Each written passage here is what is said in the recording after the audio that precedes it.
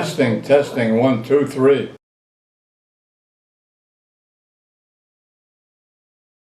Today we have Cataldo Misosha, born January 1928. Hello, Cataldo. Hi, how are you? Good, how are you? Doing fine, thank you. It is a high honor and pleasure to be able to ask you some questions today, so thank you. It's my pleasure to participate. The first question is, where were you born? I was born in Corato, Bari, Italy. Wow. Corato is a small town on the west coast of Italy, southern part of Italy. I came to this country in September 1930. I was 2.5 years old. Second question, besides technology, what are some differences from growing up today from when you were growing up? When we were growing up, I use this expression all the time. We were poor, but we had fun. There were no televisions, and we were allowed to play outside in front of our houses with other neighbors, and we all had a good time. And the only rule was that when it started to get dark, we had to come back in the house. If we didn't come back in the house soon enough, my father would have a special whistle that he would whistle. Really? And when we heard that whistle, we'd better come home now. Technology of today is a little different. Everybody's buried into their iPhones and they're texting. And there's no more conversation between two people. Each one has got each one has an iPhone, and instead of conversing with one another, they're texting one another instead. It's a whole different kind of a lifestyle for the children of today. I'd rather go back to the old days where we were poor but we had fun. What was your first job and did you like it? My first job was delivering produce in a fruit and a vegetable store. My father got me the job because he said only bums hang around the playground. And my first job, I had a bicycle to deliver orders on, and it was snow on the ground. It had snowed previously. And my first job, I was only 12 years old, and delivering orders on a bicycle in the snow. You can just imagine how much fun that was. From there, I got a job delivering newspapers. And newspapers were every morning and every afternoon. And for that, I got $3 a week. I did that for several months. And one day my mother said to me, any dummy can deliver newspapers. Get a job in a store where you can meet people and talk to people and learn something about more integrating with people rather than deliver newspapers, which anybody can do. It doesn't take any brains to deliver newspapers. And that was about my first job. And I was 12 years old at the time. I see children today 12 years old. I don't know if they can handle delivering orders the way we were when we were that age. I don't think so. Did you like driving for the Navy, and how old were you? I joined the Navy when I was 18 years old.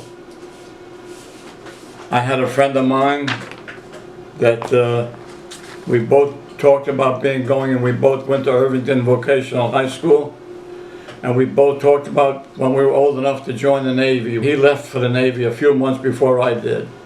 By the time I got to Pearl Harbor, he was already in a motor pool. And he said to me, Charlie, you're supposed to go to China and board ships and bring them back to the States. The war was over already. He convinced me, after we toured the island of Hawaii, that's what I really wanted to do rather than chip paint on board a ship. He talked to the admiral and he got me transferred from the ship that I was on to the ComServPac motor pool in Pearl Harbor. And I did that for almost 22 months until I came home and was discharged, honorably discharged from the United States Navy. My total sea time as a sailor was 6 days to Pearl Harbor and 6 days back to the United States. For a Navy person, that's not an awful lot of sea time. Do you remember the first thought of when you met Grandma? The first thought? Yeah. Yeah, we when I got discharged from the Navy, they still had what they used to call football weddings. And football weddings consisted of, nobody had any money for real fancy weddings. People in a wedding party would stay up half the night or in the morning making sandwiches. And you would say, hey Joe, send me a provolone salami sandwich, and they would football it.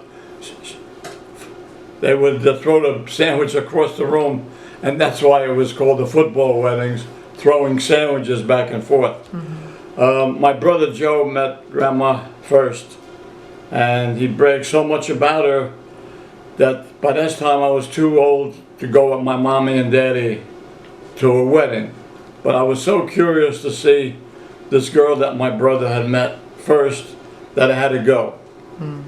And I finally got nerve enough to ask her to dance, and as it turned out to be, it was the last dance of the night, and the song was Let Me Call You Sweetheart.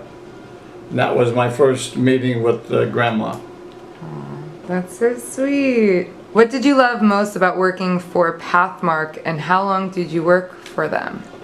I worked for Pathmark 30 or 35 years. You lose track of time after a while. I like the excitement of being among people, talking to people.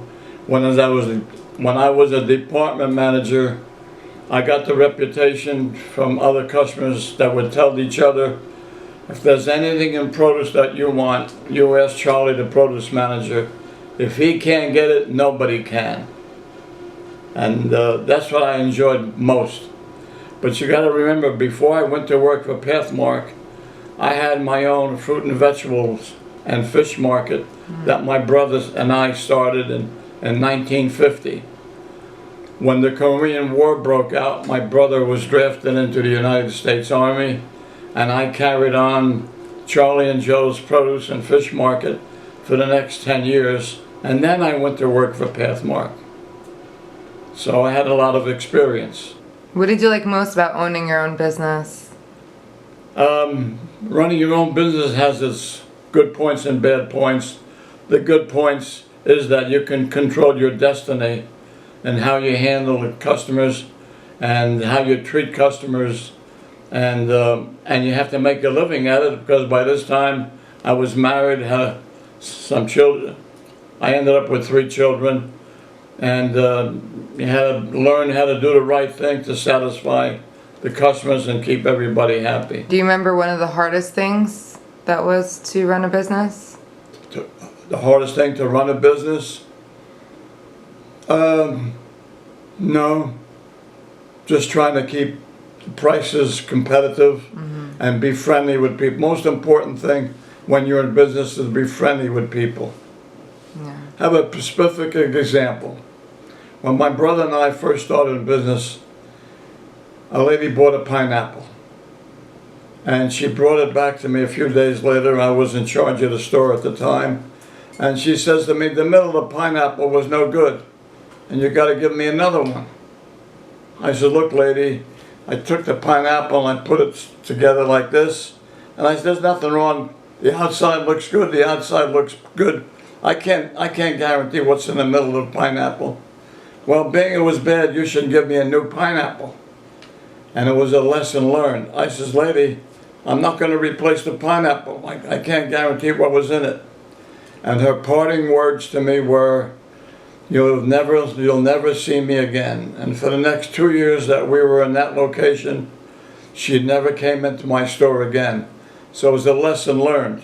When somebody comes by something that she bought and she wasn't happy with it, replace it, because you have a chance of losing that customer over a simple piece of fruit. Yeah. Those are lessons learned. You learn some of those things the hard way. Do you remember your first thought or feelings when your first child, Lewis, was born? Oh, gee whiz. When Lewis was born, he was, I got a son, carry on the Massocia name. I'm particularly proud of the Massocia name. It's a very rare name. All the Massocias come from the same part of Italy, Corato, Bari, Italy. And I said, no, I got a son, he can carry on the Massocia name. And of course you have visions of growing up with your boy and playing ball and, you know, all manly kind of things that you can do with your son that you can't do with a girl. A girl is a different, the daughters are a different breed altogether. That we are. Do you have a favorite or funny memory about my mom as a child? There's two things that we always laugh and joke about. She would come in the house in a huff and a puff, and she would open the refrigerator door, and the refrigerator, being I was in business of fruit and vegetables and fish, the refrigerator was always loaded with all kinds of food. She would open the refrigerator door, look it all over, and say, "There's nothing eaten in this house." And she would slam the door. And I would say, "Ray, you got all that stuff, you can't find anything you like." I got it.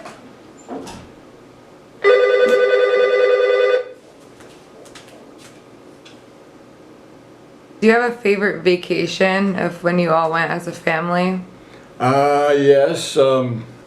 Wildwood and Wildwood Crest were pretty popular destinations down the Jersey Shore. And we would pile all the kids in the car, and to make it easier, instead of going to a motel, we would try to rent a house. The bad part about renting a house down the Jersey Shore, the first thing that Marie would say, "Get rid of the kids for a few hours because I got to clean this place up." Now most people try to leave a house clean enough for the next person. But she would say, "Take the kids with you because I got to clean everything." And of course, when you're down the Jersey Shore and you come home from the beach, there's sand all over the place. And by the time we left, again, I would hear, "I can't leave this place for the next person sloppy. Take the kids with you because I got to clean the place all over again." I says, "They left it, you had to clean it." But anyway, that's the way Marie is. She's very clean and orderly. And it goes back to even from the kids when we went to Wildwood. What do you think is one of the best things about being a parent and a grandparent? The best thing about being a parent, when your kids do pretty well in school and they learn their manners and be successful in whatever their career paths choose. And it makes you very proud when your children and your grandchildren are doing better, whether it's in school or in real life.